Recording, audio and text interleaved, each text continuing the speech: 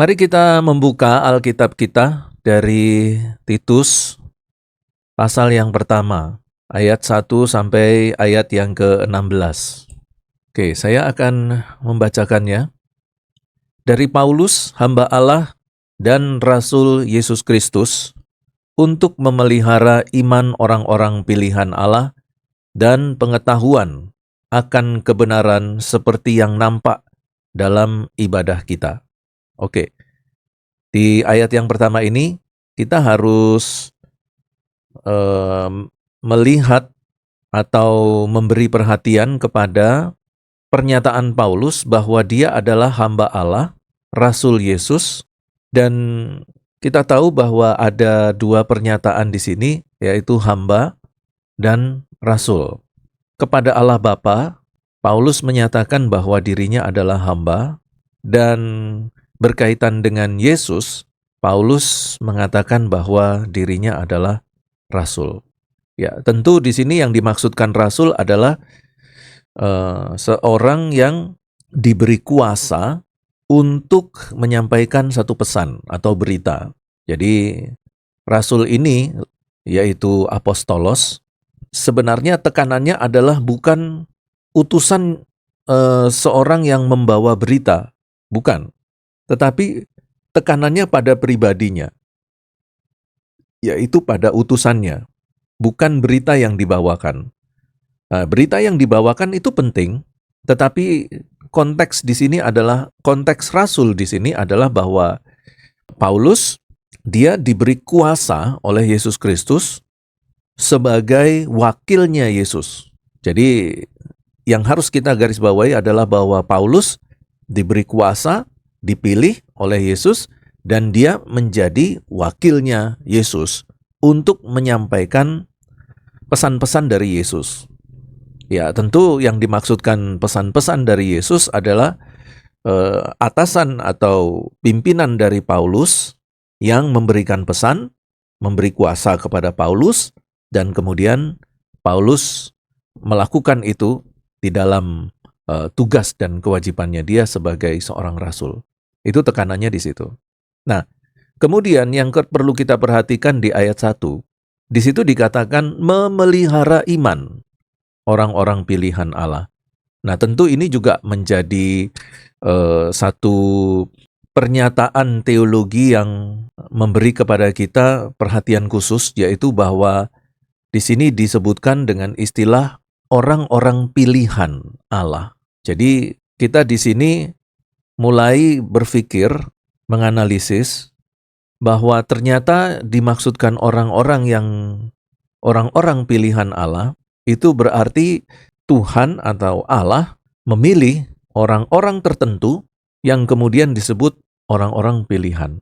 Nah, tentu kita harus mencoba untuk mengkategorikan orang-orang pilihan ini orang-orang yang seperti apa.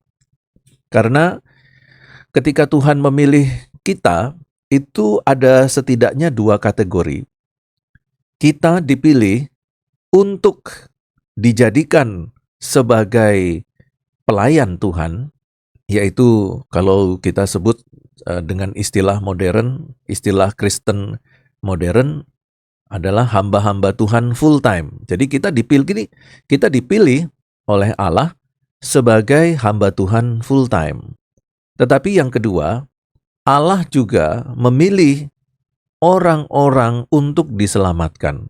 Jadi di sini ada dua pengertian, ya, bahwa memelihara iman orang-orang pilihan Allah itu berarti yang pertama bisa saja disebutkan sebagai pilihan Allah untuk seseorang secara khusus disiapkan untuk melayani Tuhan. Dan secara umum, yaitu orang-orang Kristen yang sudah dipilih oleh Allah untuk diselamatkan. Nah, pilihan Allah untuk orang-orang agar mereka diselamatkan, itu yang disebut dengan predestinasi. Ya, saya pikir kalian sudah mendiskusikan ya tentang predestinasi itu dalam mata kuliah dogma Kristen. Oke, jadi itulah kira-kira seperti itu pembahasan predestinasi seperti yang diajarkan kepada kalian.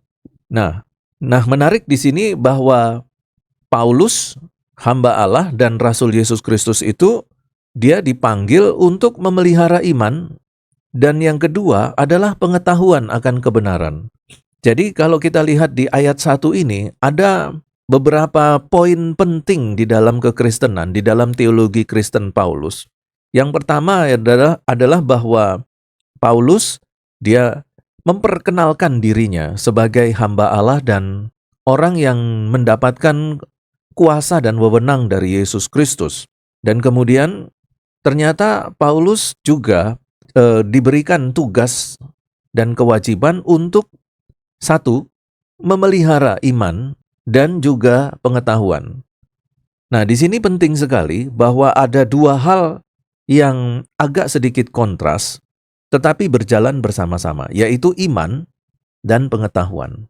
Bahwa ternyata Paulus tidak ingin salah satu dari iman dan pengetahuan itu lebih besar persentasinya dari yang lain.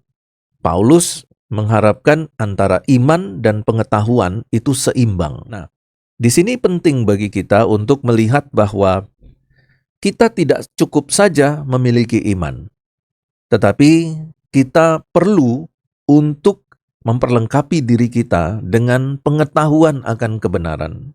Nah, dan semuanya itu harus nampak di dalam kehidupan kekristenan kita, di dalam ibadah kita. Jadi kalau kita melayani Tuhan, kalau kita berbakti kepada Tuhan, kalau kita beribadah kepada Tuhan, itu harus nampak keseimbangan antara iman dan pengetahuan. Begitu juga pada saat kalian nanti melayani di luar sana, maka kalian memerlukan iman. Dan di sisi lain, kalian juga memerlukan pengetahuan akan kebenaran.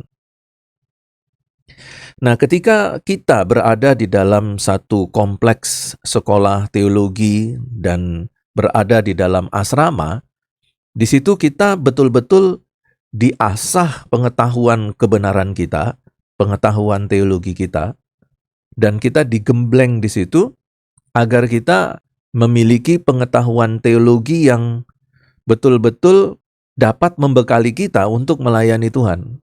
Karena itu, kalau saudara ditanya apa tugas utama saudara, maka tugas utama mahasiswa teologi adalah belajar sungguh-sungguh. Nah, yang dimaksudkan belajar sungguh-sungguh itu bukan berarti ya hanya sekedar datang kuliah, mengikuti semua program-program Civitas Akademika. Itu tidak cukup, tetapi harus berjuang mati-matian.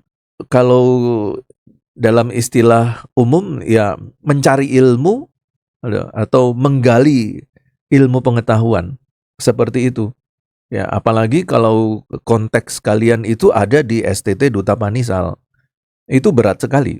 Karena kalau kita hitung-hitung jumlah SKS yang harus kalian kerjakan, yang harus kalian jalani lewati dalam satu semester itu antara 18 SKS sampai 22 SKS. Itu berat sekali. Ya, berat sekali. Karena di universitas umum, ya, untuk kemampuan IQ yang sedang, yang rata, itu maksimal 12 atau 14 SKS. Itu maksimal. Kalau 18 SKS, itu berarti kemampuan otak kita itu sudah brilliant. Istilahnya bahasa Inggrisnya itu brilliant, smart, di atas pandai. Itu kalau 18 sampai 22, itu di atas pandai. Ya. Kalau memakai istilah itu apa namanya? IQ-nya itu IQ antara 100 dengan nilai 140 sampai 160. Jadi IQ 140 sampai 160 itu misalnya seperti Albert Einstein, ya, seorang ilmuwan yang menemukan teori EMC kuadrat. Ya, Albert Einstein itu yang nanti akan dari penemuan Albert Einstein itu nanti akan dikembangkan teori relativitas yang kemudian nanti akan menjadi teori mekanika kuantum yang mempelajari tentang atom dan nuklir. Nah, itu 140, 160 IQ-nya. Nah, untuk orang-orang seperti itu, biasanya dia bisa mengambil dalam SKS itu satu semester 20 ke atas. Jadi kalau kalian sampai mendapatkan satu SKS 22 dalam satu semester itu 22 SKS, maka kalian itu dianggap sama sederajat dengan Albert Einstein. Nah, kira-kira kalian sederajat enggak dengan Albert Einstein, ilmuwan internasional? Kalau tidak sederajat, maka apa konsekuensinya? Dengan SKS 22 SKS dalam satu semester, dengan kemampuan kita seperti itu, konsekuensinya apa? Belajar mati-matian. Iya. Untuk orang yang ambil 22 SKS itu nggak ada waktu ngobrol. Duduk santai, ya, terus ngobrol, main gitar di bawah pohon tomat. Nggak ada waktu santai seperti itu. Kalau ngambil 22 SKS ya. Nah, saya pikir selama ini yang setahu saya, mahasiswa Duta Panisal itu satu semesternya 22 SKS. Jadi itu yang dimaksudkan Paulus, pengetahuan akan kebenaran. Harus memperlengkapi diri. Nah, Paulus dipanggil oleh Tuhan untuk memperlengkapi orang-orang yang sudah dipilih untuk bisa mengalami keseimbangan dua hal, yaitu iman dan pengetahuan. Iman dan pengetahuan ini tidak boleh tidak seimbang. Orang yang berpengetahuan teologi tetapi yang tidak memiliki iman, dia akan menjadi pengajar yang sesat. Nah, orang-orang yang seperti ini, nanti kalau dia di pelayanan, pikirannya hanya duit aja. Ya, gimana bisa dapat mobil, gimana nanti bisa gabung dengan gereja besar, yayasan Kristen ternama, dapat fasilitas rumah, ya, dapat mobil, ya paling enggak dapat pinjaman mobil kantor. Jadi orientasinya beda. Tapi kalau orang itu hidup di dalam iman, maka ketika dia pelayanan, dia diundang khotbah, dia enggak tanya, saya nanti dapat honor berapa, dapat uang persembahan kasih berapa? Nggak tanya. Artinya apa? Ya kalau dikasih ya puji Tuhan, kalau nggak dikasih ya kebangetan gitu. Ya puji Tuhan juga. Ya, nah ini kalau kemarin istri saya bertanya, karena istri saya ini juga kerja, dia mengajar di salah satu sekolah di Surabaya. Nah, pada waktu itu istri saya mengikuti ibadah di sekolah, karena sekolah ini adalah sekolah Kristen dan sekolah internasional. Jadi setiap hari itu berbahasa Inggris di sana. Nah, jadi waktu itu ada seorang hamba Tuhan, dia diundang dan istri saya kaget mendengar berita bahwa hamba Tuhan ini memiliki kebiasaan bahwa kalau dia diundang pelayanan, dia itu harus menanyakan, nanti amplopnya itu berapa rupiah. Kalau amplopnya di bawah standar, dia tidak mau terima pelayanan. Wah, ini orang ini tidak masuk dalam hitungan Paulus sebagai orang yang memiliki iman. Nah, jadi pengertian iman ini sangat luas sekali ya. Karena kalau kita bicara iman, itu bukan sekedar kita bicara keyakinan, kepercayaan, tetapi kehidupan spiritual, ya, pertumbuhan rohani, itu bicara soal iman juga. Itu dalam satu cakupan pembicaraan tentang iman. Jadi Paulus, dia memberitahukan kepada kita melalui suratnya kepada Titus, bahwa kehidupan kekristenan itu tidak boleh tidak seimbang antara iman dan pengetahuan. Hidup kita bagus, iman kita bagus, doa kita kenceng, ya. Kita juga kalau memuji Tuhan nggak sungkan-sungkan lah, maksudnya nggak sungkan-sungkan itu nyanyinya keras suaranya, ya, walaupun suaranya false, ya, nada do re mi-nya itu belepotan gitu ya. Wah, tapi dia kenceng nyanyinya.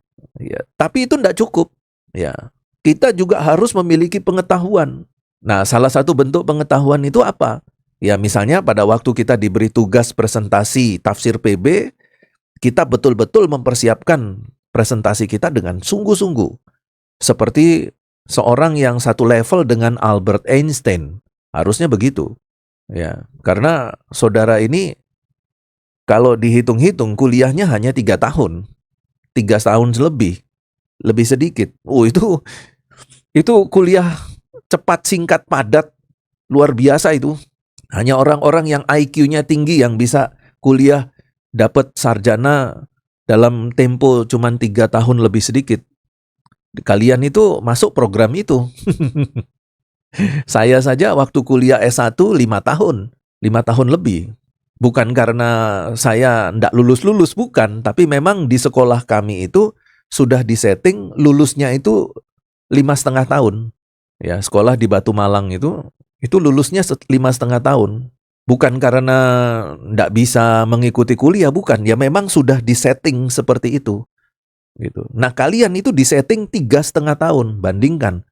Bedanya 2 tahun sama saya. Nah, itu berarti bahwa pengetahuan itu betul-betul harus saudara dapatkan dalam waktu yang singkat itu, dan saya pikir tidak ada waktu untuk santai. Ya, oke. Jadi itulah kira-kira ya. Paulus dapat kuasa dari Tuhan, dia dipanggil, dia dipilih, dan bukan cuma sekedar itu, dia juga diberi kuasa dengan memiliki tugas yang cukup berat, bahwa dia harus memelihara.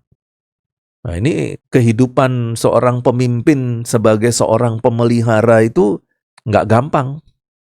Nanti kalau kalian sudah di dalam pelayanan, kalian bisa rasakan bagaimana kalian memiliki tanggung jawab memelihara rohani orang. Wah, itu berat ya, berat.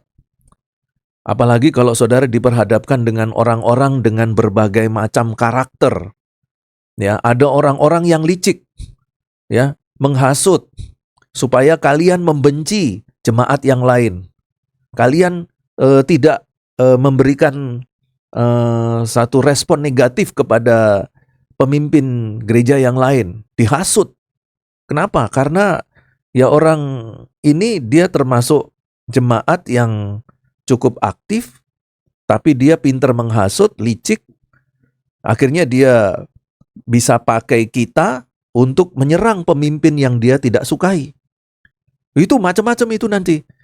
Ya, kalian menghadapi orang-orang seperti itu. Ada yang malas-malas, ada yang acuh tak acuh sama ibadah, ya. Ada yang sok-sok rohani. Wah, macam-macam. Dan itu harus dipelihara itu orang-orang yang seperti itu. Nggak gampang ya. Nggak gampang. Nah, kemudian ayat yang kedua, dan berdasarkan pengharapan akan hidup yang kekal, yang sebelum permulaan zaman sudah dijanjikan oleh Allah yang tidak berdusta. Waduh, ini luar biasa. Karena apa? Karena di sini Paulus kemudian ingin memperkenalkan Allah yang dia percayai dan juga Allah yang dia perkenalkan kepada bangsa-bangsa lain yang bukan Yahudi, yang mengatakan bahwa Allah itu, yaitu Allah yang di ayat yang 1, itu berdasarkan pengharapan akan hidup yang kekal. Jadi di sini kita melihat bahwa sebenarnya pengharapan akan hidup yang kekal itu sudah dirancangkan oleh Allah bahkan sebelum permulaan zaman. Sudah dijanjikan oleh Allah. Dan Allah itu tidak berdusta. Nah, ini menarik sekali. Ya. Karena kita tahu bahwa Allah itu merencanakan keselamatan seseorang itu bukan karena Allah tidak tahu kita nanti akan jatuh di dalam dosa. Allah tidak tahu bahwa nanti manusia itu akan dihukum. Tidak. Di dalam kemahatauannya Allah melihat bahwa nantinya manusia yang tinggal di bumi ini akan membutuhkan keselamatan. Dan karena itu, Allah telah merancangkan, bahkan sebelum manusia diciptakan, Allah sudah merancangkan ya pengharapan akan hidup yang kekal. Nah, ini luar biasa. Jadi pengharapan akan hidup yang kekal bukan diawali pada saat Yesus datang ke bumi, Yesus memikul salib, Yesus mati di atas bukit Golgota, ya, menyelesaikan karya keselamatan. Baru setelah itu Allah menetapkan tentang pengharapan hidup kekal. Bukan. Sebelum Yesus, sebelum bumi ini dijadikan. Nah, di ayat yang kedua di situ dikatakan sebelum permulaan zaman. Sebelum permulaan zaman. Nah, ini menarik sekali. Nah, sebenarnya kita bisa ya untuk mengecek bahasa Yunaninya dari setiap ayat itu. Tetapi saya yakin sekali kalau kita pasti akan kekurangan waktu untuk itu. Sekali-sekali bolehlah ya kita mengecek. Nah, ini kalau kita perhatikan di dalam Titus pasal 1 ayat yang kedua, di dalam bahasa Yunaninya disebutkan LPD zoes aionio en epegeilato. Jadi di sini disebutkan bahwa epengeilato itu janji ya, janji. Aionion itu kekal, aion. Jadi aionio zoe. Jadi ini disebutkan zoe aionio. Jadi hidup kekal, ya. Hidup kekal itu telah epengeilato itu telah dijanjikan. Ya, jadi en epengeilato ditulis dalam bentuk indikatif aorist medium. Jadi terjadinya itu telah dijanjikan, itu dalam bentuk yang lampau.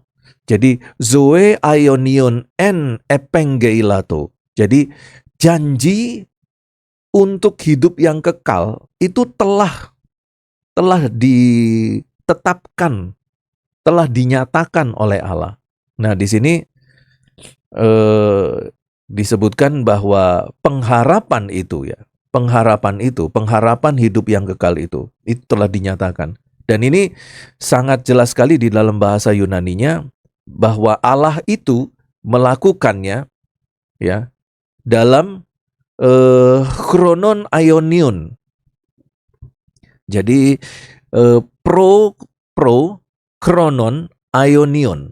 Jadi sebelum dunia kekekalan, sebelum masa kekekalan, Allah telah memberikan janji untuk kehidupan yang kekal.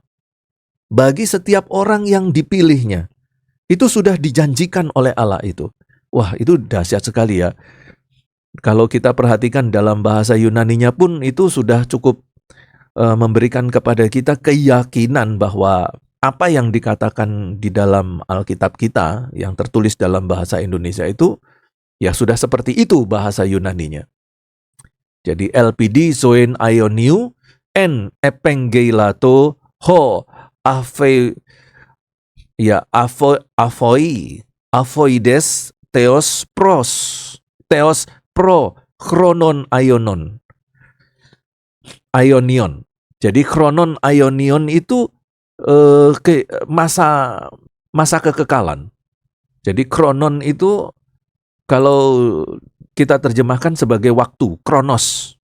Dari kata dasar kronos. Chronon aionion. Jadi waktu kekekalan. Wah. Pro itu disebutkan sebagai atau diterjemahkan sebagai sebelum. Ya, jadi LPD zoen aionion en epengeilato ho avoides theos pro chronon aionion. Chronon aionion. Jadi ini dahsyat sekali bahwa kembali lagi ke dalam pembacaan kita dan berdasarkan pengharapan ya, elpidos itu pengharapan ya akan hidup yang kekal dan yang sebelum permulaan zaman sudah dijanjikan oleh Allah. Jadi bagi kita orang-orang yang sudah dipilih, Kita tidak boleh lagi meragukan bagaimana dengan kehidupan saya. Kita yang sekarang ini sebagai aplikasi ya. Kita sebagai orang percaya, kita sudah berada di dalam jalur yang aman. Kita berada di jalur yang aman. Bahwa setelah kematian kita tidak perlu mikir lagi, waduh saya nanti bagaimana.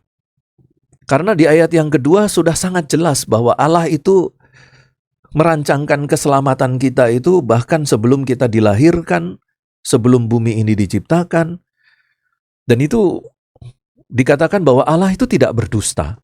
Allah itu dia tidak berdusta dalam janjinya. Wah itu luar biasa ya, bahwa Allah pasti akan menepati janji keselamatan itu. Kemudian ayat yang ketiga, dan yang pada waktu yang dikehendakinya telah menyatakan firman-Nya dalam pemberitaan Injil yang telah dipercayakan kepadaku, sesuai dengan perintah Allah, Juru Selamat kita. Nah, jadi di sini kita melihat ada satu tekanan teologi yang sangat dalam di ayat yang ketiga, bahwa Paulus menempatkan kesetaraan Yesus itu dengan Allah. Di situ dikatakan bahwa Injil yang telah dipercayakan kepada Paulus itu sesuai dengan perintah Allah, Juru Selamat kita. Jadi perintah Allah itu disebutkan Juru Selamat kita. Jadi Allah adalah Juru Selamat. Nah sekarang pertanyaannya, yang menjadi Juru Selamat itu sebenarnya siapa? Nah ini yang kemudian jadi persoalan dalam diskusi teologi antar para petinggi teologi di Indonesia. Erastus Sabdono yakin bahwa Juru Selamat itu adalah Allah Bapa, bukan Yesus Kristus. Nah selama ini kan kita sebagai orang Kristen kan diberitahukan bahwa Yesus Kristus adalah Juru Selamat. Ya, bahkan kalau kita berdoa pun kita katakan bahwa di dalam nama Tuhan Yesus Kristus, Juru Selamat kita. Ya, bahkan juga pendeta-pendeta juga mengatakan itu ya, di dalam doa-doa berkatnya. Itu menyertakan bahwa Juru Selamat itu Yesus. Karena Yesus itulah Sang Mesias. Mesias itu adalah orang yang diutus untuk menyelamatkan. Maka Mesias itu adalah Juru Selamat. Nah, tetapi beberapa golongan Kristen mengatakan bahwa yang Juru Selamat itu adalah Allah, bukan Yesus. Loh, kok bisa? Nah ini ayatnya. Jadi dalam Titus 1 ayat 3 itu mengatakan bahwa Allah itu Juru Selamat. Bahwa kalau yang dimaksudkan perintah Allah ini, jadi Paulus itu mendapatkan perintah langsung dari Allah. Dan Allah yang memberi perintah itu adalah Juru Selamat. Nah, salah satu dari argumentasinya adalah begini, bahwa selama ini kita tahu bahwa yang merancangkan keselamatan kita itu adalah Allah. Jadi kalau kita lihat di ayat yang kedua, bahwa Allah itu tidak berdusta. Allah itu telah memberikan janji untuk menyelamatkan orang-orang yang dipilih. Berarti kan Allah inilah yang sumber penyelamat kita sebenarnya. Menurut mereka loh ya, menurut mereka. Jadi menurut mereka, mulai dari ayat yang kedua, jelas bahwa semua program, rencana, ide penyelamatan itu datangnya dari Allah. Bahkan untuk mensukseskan programnya Allah itu, maka Allah pun rela mengutus anaknya yang tunggal untuk menyelesaikan program penyelamatan. Karena itu dalam pernyataan teologi dari kelompok-kelompok Kristen tertentu, mereka mengatakan bahwa yang Juru Selamat sesungguhnya itu adalah Allah, bukan Yesus Kristus. Yesus Kristus itu hanya pelaksana program penyelamatan Allah. Yesus itu pelaksana. Jadi yang Juru Selamat sesungguhnya itu adalah Allah itu sendiri. Nah, sekarang kalau ada pernyataan teologi seperti ini dari beberapa kelompok Kristen, terus kira-kira bagaimana kita menanggapinya? Kita setuju atau kita tidak setuju? Kalau tidak setuju, tentu kita harus punya argumentasi yang kuat. Nah, ini argumentasinya jelas dalam Titus 1 ayat 2 dan 3. Itu jelas sekali, sudah tidak dapat diganggu-gugat. Di dalam bahasa Yunaninya juga menggunakan theos, bukan menggunakan Kristos. Jadi theos itulah sebagai sumber janji keselamatan. Tapi ini sebenarnya bahasa antropomorfis. Jadi saya ingin menekankan sebagai satu pribadi, itu yang lebih tepatnya ya. Sebagai pribadi yang berkuasa menentukan program penyelamatan, berkuasa mengeluarkan janji, berkuasa untuk mengutus Yesus sebagai pelaksana keselamatan, yaitu Allah sendiri, theos. Itu sudah jelas di ayat yang kedua. Nggak bisa diganggu-gugat bahasa Yunaninya. Ya, dan ayat yang ketiga kembali lagi dinyatakan bahwa Allah itu adalah juru selamat. Allah itu adalah juru selamat. Jadi kalau kita cuma sekedar membaca tanpa menggunakan metode pembacaan kritis, ini semua terlewati ini. Nah, tapi ketika kita membaca kritis ayat-ayat Alkitab, maka semuanya menjadi pertanyaan-pertanyaan yang sulit untuk kita temukan jawabannya kalau kita tidak memiliki kesiapan pengetahuan teologi yang cukup mendalam. Nah, kemudian ayat yang keempat, kepada Titus, anakku yang sah menurut iman. Jadi di sini Paulus mengatakan bahwa Titus itu anaknya yang sah. Sampai saya pikir apakah Paulus ini punya anak dan anaknya itu adalah Titus? Siapa istrinya? Alkitab tidak pernah jelasin. Kok dikatakan anaknya yang sah? Tapi sabar, di sini dikatakan sah menurut iman. Jadi ada yang disebut anak sah menurut undang-undang hukum. Ya, seperti kalian itu anak sah dari orang tua kalian. Itu sah menurut hukum. Loh, dari mana Pak? Saya tahu saya anak yang sah menurut hukum. Ya, kalian itu pada waktu lahir disertakan akta kelahiran. Itu akta hukum itu. Itu kekuatannya luar biasa, itu akta kelahiran itu. Jadi dengan akta kelahiran itu kalian nanti bisa dapat hak waris, ya. Kalau orang tua kalian punya kebun yang luas, kalian dapat hak waris. Kenapa? Karena ada akta kelahiran, sah secara hukum. Kalau kalian nanti, kalau orang tua kalian itu punya hutang banyak, ya kalian akan mewarisi hutang itu.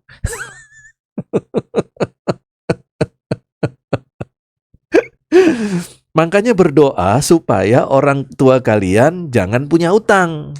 Bukan harta yang diwarisin, malah utang yang diwariskan nanti. Repot kalian nanti.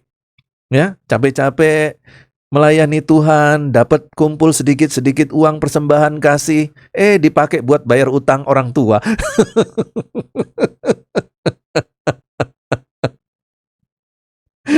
Iya. Ya, jadi itu ya, anakku yang sah menurut iman. Jadi ternyata ada anak iman, ada anak hukum, ada anak iman. Nah, ini harus hati-hati ya. Kalian jangan sembarangan-sembarangan nanti ya. Nanti bilang, ya itu ibu majelis itu adalah istri saya menurut iman.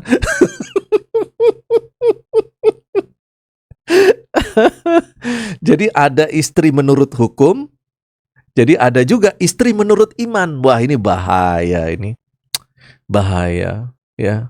Ini jangan sembarangan. Ini soalnya ada loh, ada pendeta besar, ya. Saya enggak usah sebutkan ya namanya, enggak usah sebutkan dari gereja mana, dari kota mana. Tapi ada pendeta besar di Indonesia.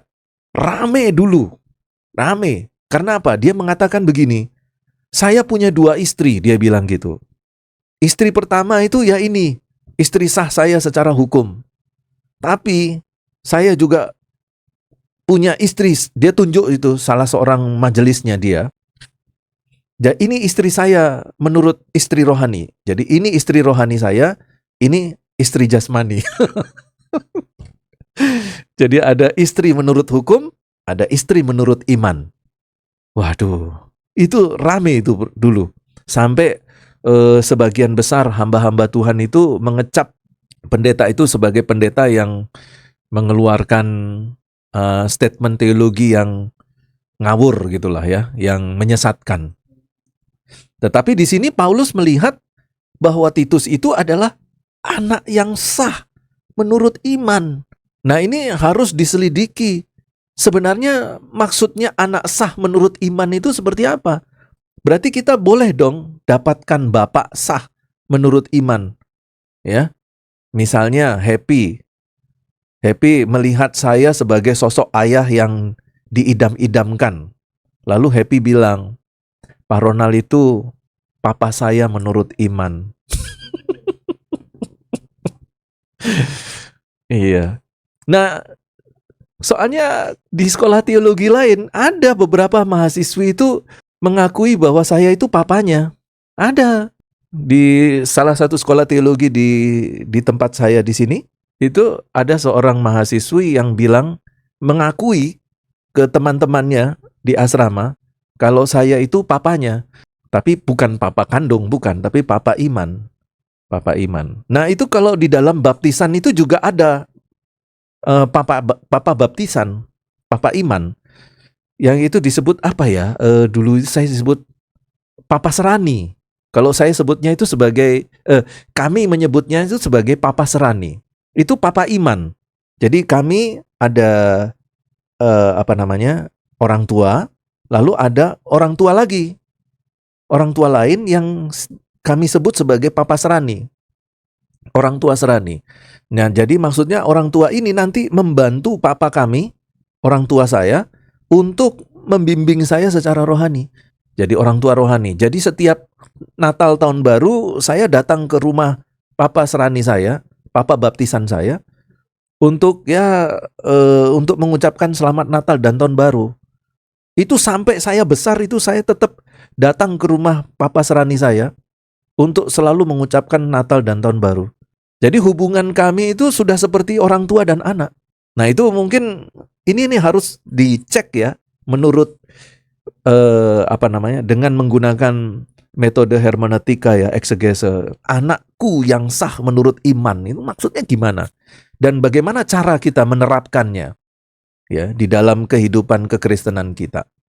Nah, tetapi karena di sini ayat 4 ini sudah disebutkan nama Titus, maka kita perlu melihat siapa sih Titus ini. Titus ini adalah seorang yang disebut sebagai anak rohani dari Paulus. Yang tadi kita sudah baca di dalam Titus 1 ayat 4. Dan juga tidak dapat diragukan bahwa Titus ini juga bertobat pada awal pelayanan Paulus. Jadi setelah ia bertobat, lalu Paulus mengajak Titus bersama dengan Barnabas untuk ke Yerusalem.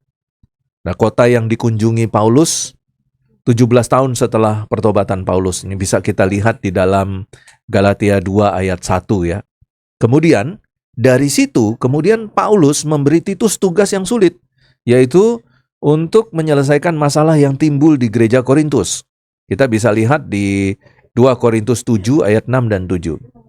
Nah, setelah Paulus melihat hasil pelayanan Titus di Korintus itu berhasil, maka selanjutnya Paulus itu kemudian memberi kepercayaan penuh kepada Titus untuk kemudian diutus ke Kreta, ke pulau Kreta, dan di situ dia akan menjadi pemimpin gereja di sana.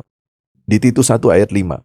Jadi kita lihat di sini bahwa ternyata bahwa ketika Titus bertobat dalam awal pelayanan Paulus, Paulus terus memelihara, mengasah Titus, memperlengkapi Titus, bukan saja dalam perkembangan imannya, tetapi juga akan pengetahuan teologinya. Itu diasah terus oleh Paulus. Nah, kemudian setelah Titus mengalami kematangan, karena terus bersama-sama dengan Paulus dalam pelayanan-pelayanan Paulus, lalu Titus dilepas, diutus ke Korintus. Berhasil. Nah, melihat keberhasilan pelayanan Titus, Paulus kemudian mengutus kedua kalinya, yaitu ke Kreta. Disitulah kemudian Titus mengembangkan pelayanannya sebagai pemimpin gereja di Kreta. Nah, dalam pelayanan Titus itulah kemudian Paulus mengirimkan surat ini. Ya, surat kepada Titus. Nah, kalau kita melihat orang-orang Kreta itu sendiri, pada umumnya orang-orang Kreta ini terkenal sebagai orang-orang yang suka bergolak dan sukar dikendalikan. Nah, itu kita bisa lihat dan baca di dalam ayat yang seorang dari kalangan mereka. Nah, ini dia, ayat yang ke-12 dan ke-13. Kita baca ya, ayat 12-13. Seorang dari kalangan mereka, nabi mereka sendiri, pernah berkata, "Dasar orang Kreta, pembohong, binatang buas, pelahap yang malas." Jadi ada seorang yang disebut dengan nabi. Nah, nabi ini adalah seorang pemimpin agama dari kalangan kelompok Yahudi yang ada di Pulau Kreta. Pemimpin kelompok Yahudi yang ada di Pulau Kreta itu pernah mengungkapkan satu kalimat yang jadi viral pada waktu itu, yaitu mengatakan bahwa orang Kreta itu pembohong, seperti binatang buas, dan pelahap yang malas. Loh, apa benar itu? Ya, ayat 13, Paulus mengatakan kesaksian itu benar. Bahwa memang orang-orang Kreta itu banyak pembohong, binatang buas, pelahap yang malas. Paulus membenarkan, kesaksian itu benar. Perkataan Nabi itu benar. Bahwa orang-orang Kreta itu luar biasa sekali. Seperti yang tadi saya katakan, bahwa orang-orang Kreta yang dilayani oleh Titus adalah orang-orang yang terkenal sebagai orang-orang yang suka bergolak dan sukar dikendalikan. Seperti binatang buas. Sudah gitu pemalas. Sukanya adalah duduk-duduk dan makan kenyang. Ya, dan banyak pembohong. Bayangkan saja kalau jemaat kita seperti itu, dikategorikan seperti itu. Seperti binatang buas, ya, pemalas, sukanya duduk-duduk dan tinggal makan, tidak mau kerja, dan juga pembohong. Bagaimana kalau jemaat kita orang-orangnya seperti itu? Suka bergolak, ya.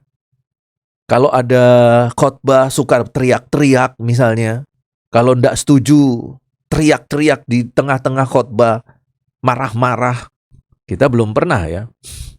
Kalian belum pernah kan kalau khotbah kemudian ada orang yang protes? Nah, itu Titus mengalami itu. Kemungkinan loh ya. Karena ini orang-orang yang suka bergolak dan sukar dikendalikan.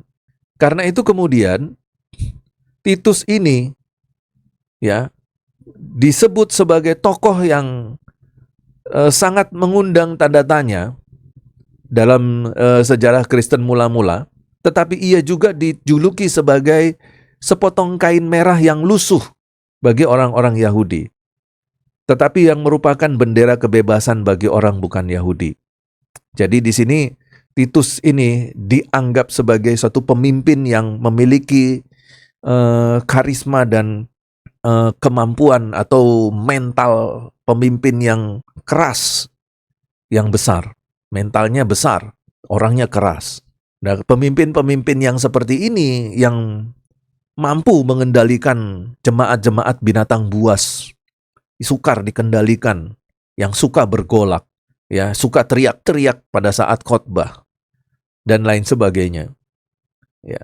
Jadi kalau kita perhatikan, wah, luar biasa ya.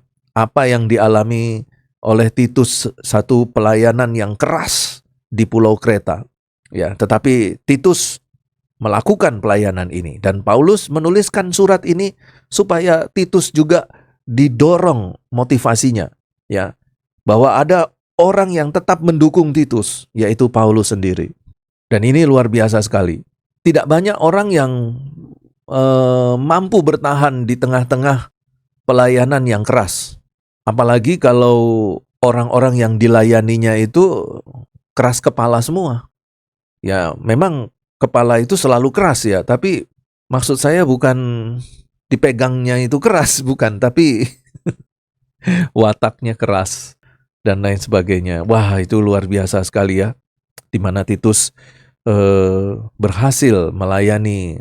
Kita tahu pada akhirnya Titus berhasil melayani di Pulau Kreta dengan orang-orang yang sangat keras seperti itu.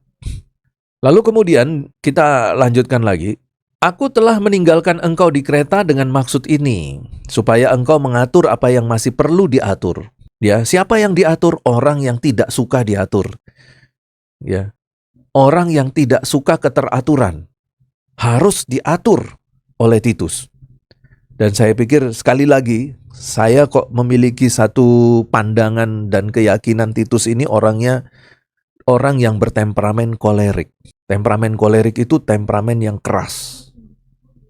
Ya, temperamen yang keras. Perlu diatur dengan cara apa? Supaya engkau menetapkan penatua-penatua di setiap kota seperti yang telah kupesankan kepadamu. Nah, jadi istilah kupesankan kepadamu itu mengindikasikan bahwa Titus itu telah mendapatkan banyak pelajaran dari Paulus. Ya, secara khusus berkaitan dengan semua hal tentang gereja, termasuk juga pemimpin-pemimpin gereja. Itu pernah juga Titus mendapatkan semacam satu kursus atau mendapatkan sekolah teologi privat ya oleh atau dari Paulus. Jadi yang telah kupesankan kepadamu itu mengindikasikan bahwa Paulus membekali Titus dengan pengetahuan teologi. Dan dari pengetahuan teologi yang telah diajarkan oleh Paulus ini kemudian Paulus mengutus Titus. Dan keputusan Paulus mengutus Titus itu bukan tanpa alasan. Bahwa sebelumnya Titus telah berhasil dalam pelayanannya di Korintus. Nah, kemudian ayat yang berikutnya, penatua-penatua itu dipilih adalah sebagai orang-orang yang tak bercacat, yang mempunyai hanya satu istri, ya, yang anak-anaknya hidup beriman dan tidak dapat dituduh karena hidup tidak senonoh atau hidup tidak tertib.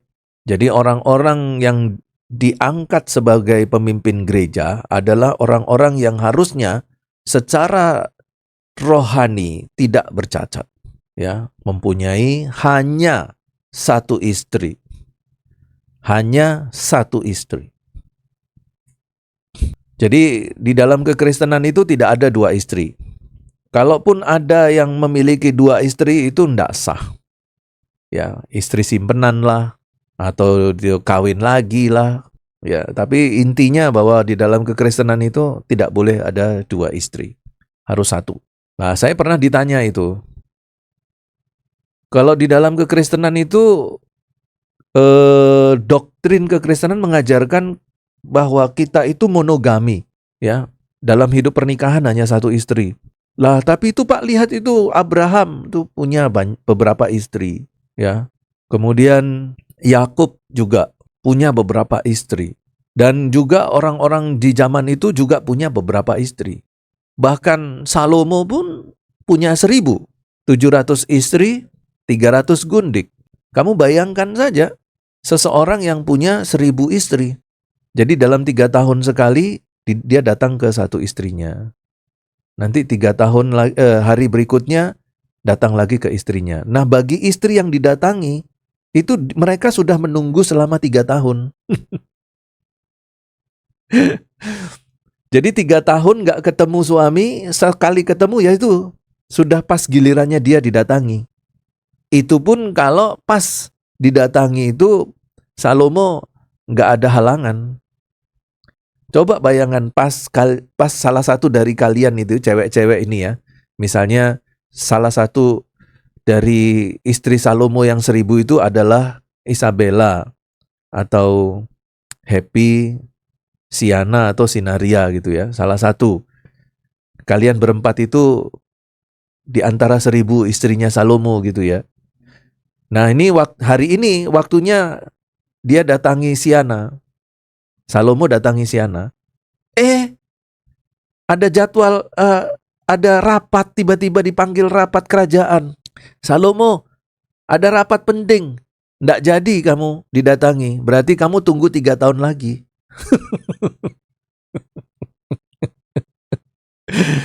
Iya, iya. Ya itu bicara intermezzo aja ya. Tentang sulitnya sebenarnya memiliki istri banyak gitu ya. Nah, itu pertanyaan itu muncul. Saya bilang Allah itu tidak pernah mengkonsepkan punya banyak istri. Ya, setiap orang yang percaya kepadanya itu tidak pernah dikonsepkan Allah itu punya banyak istri. Adam dan Hawa aja Adam saja dikasih cuman 1.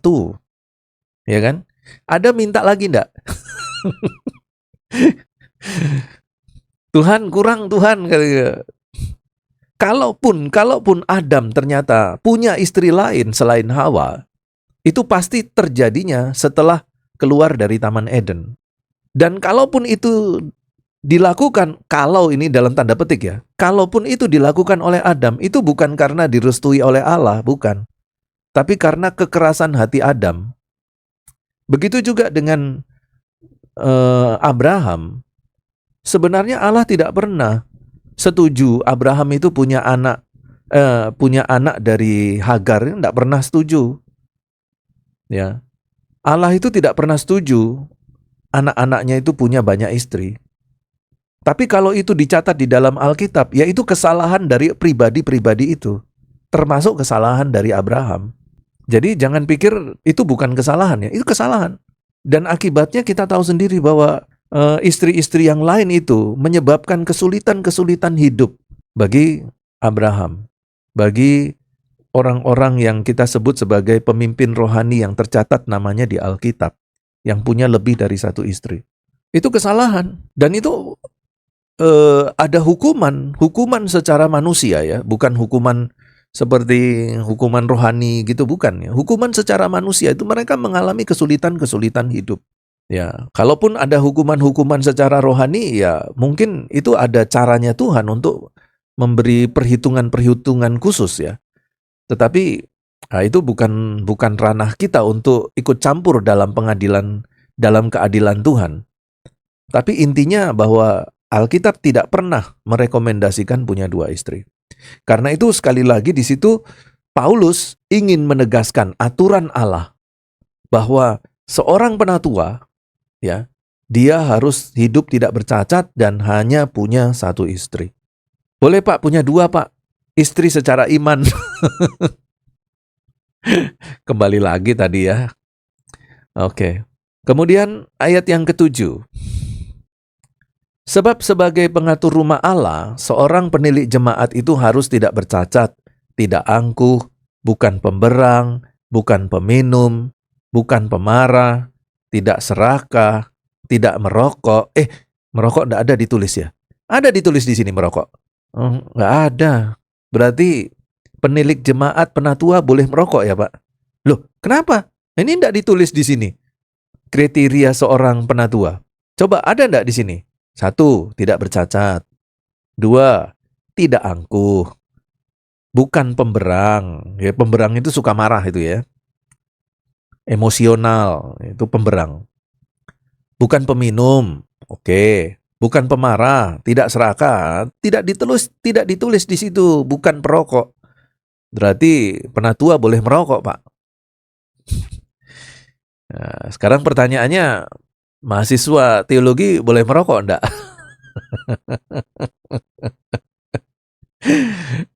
Saya dulu Pak, belum masuk sekolah teologi, gini loh Pak. Gini saya Pak dulu Pak. Iya. Nah setelah masuk sekolah teologi gimana?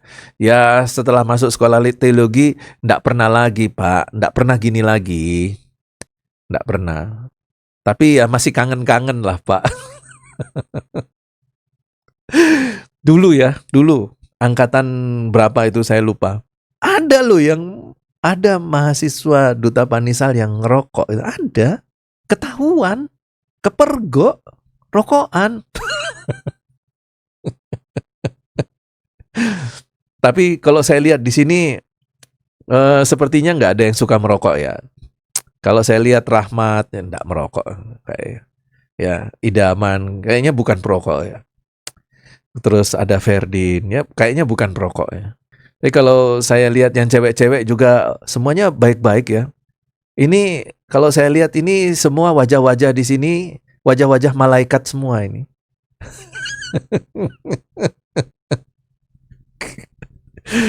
Berarti cocok untuk diangkat sebagai penatua-penatua. Jadi kalau kalian tidak mau jadi penatua, bolehlah untuk sementara jadi penamuda atau penaremaja. Oke. Nah, tetapi melainkan suka memberi tumpangan, suka akan yang baik, bijaksana, adil, saleh, dapat menguasai diri.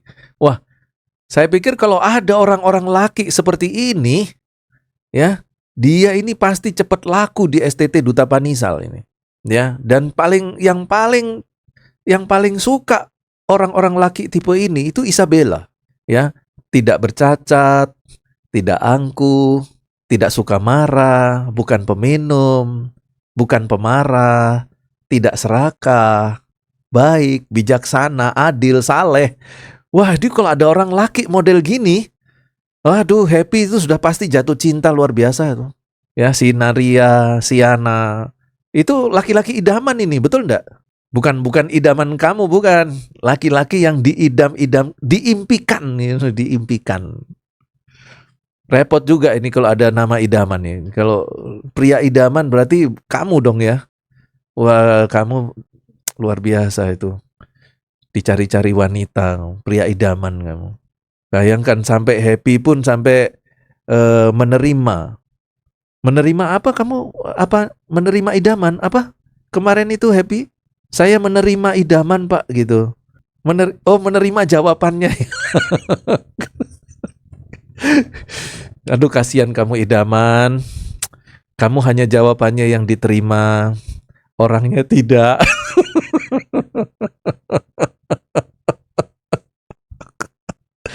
Tapi jangan khawatir idaman. Hanya tinggal tunggu waktu. Tinggal tunggu waktu. Hatinya Happy akan luluh. Jangan khawatir. Tunggu waktu aja.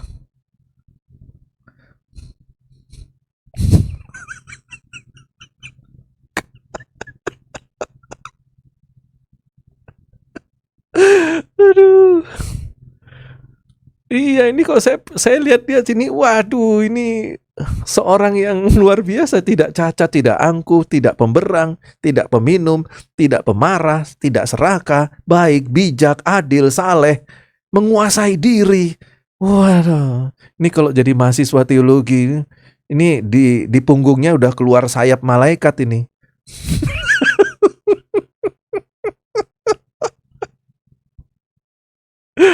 Oke. Kemudian ayat yang ke-9, berpegang pada perkataan yang benar. Luar biasa. Sesuai dengan ajaran yang sehat. Mahasiswa teladan betul ini. Supaya ia sanggup menasihati orang. Kata-katanya penuh dengan nasihat. Luar biasa. Orang berdasarkan ajaran itu dan sanggup meyakinkan penentang-penentangnya. Wah, luar biasa. Nah, inilah kriteria seorang penatua. Ya, penilik jemaat. Jadi kalian nanti kalau jadi hamba Tuhan melayani, nah terlibat di dalam pemilihan penatua, diaken, majelis, ya harus diingatkan ini. Ya, ini adalah kriteria dalam 1 Titus pasal yang ke-1 ini. Ya, sampai di sini ada pertanyaan?